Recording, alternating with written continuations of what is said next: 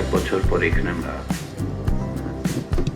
সমবেত হয়েছি এবং আমরা এই প্রচেষ্টা অব্যাহত রাখছি যেন আমরা বাংলাদেশের রাষ্ট্র কাঠামোর পরিবর্তনের মধ্য দিয়ে একটি জবাবদিহিমূলক রাষ্ট্র তৈরি করতে পারি, যেন নাগরিকের গণতান্ত্রিক অধিকার সুরক্ষিত হয়, যেন জীবনের অধিকার সুরক্ষিত হয়, যেন গুম, হত্যা, বিচার বহির্ভূত হত্যা, বিচারিক হত্যার শিকার না হতে হয় আমাদের।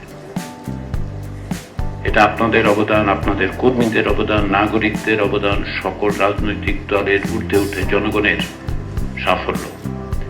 কিন্তু সেই সাফল্য শুধুমাত্র এক পর্যায়ে থেমে গেলে হবে না, তাকে সুরক্ষিত করতে হবে এবং সেই সুরক্ষার উপায় হচ্ছে আমরা যেন সংস্কারের কার্যক্রমে এগিয়ে যেতে পারি।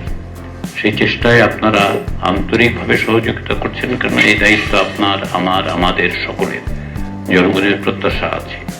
কখনো কখনো আমরা অগ্রসর হই, কখনো কখনো আমরা যতটা অগ্রসর হতে চাই ততটা না পারায় খানিকটা হতাশ হই। কিন্তু তারপরেও জুলাই মাসের এই 2 তারিখে দাঁড়িয়ে যেটা আমার মনে হয় যে আমরা চেষ্টা করলে জুলাই মাসের মাঝামাঝি সময়ে হয়তো একটা সনদের জায়গায় যেতে পারবো।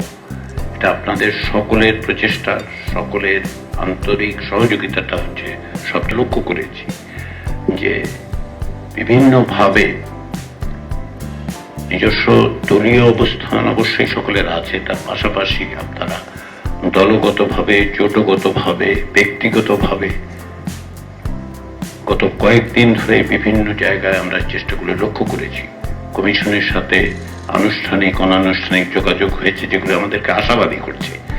আমরা মনে করি যে এই জায়গায় আমরা পৌঁছতে পারবো, কারণ আমাদের সকলের এই আন্তরিক প্রচেষ্টাটা আছে।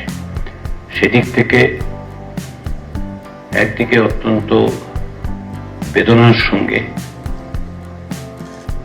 আমরা এখানে একত্রিত হই যে আমাদের বন্ধুদের হারিয়েছি, আমাদের কর্মীদের হারিয়েছি, আমাদের ভাই বোনদের হারিয়েছি। অনেকেই আহত অবস্থায় আজকেও জীবন মৃত্যুর সন্ধিক্ষণে আছেন, লড়াই করছেন।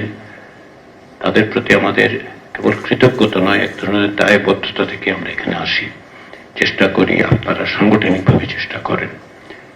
সেই জায়গায় হচ্ছে আশার বিষয়।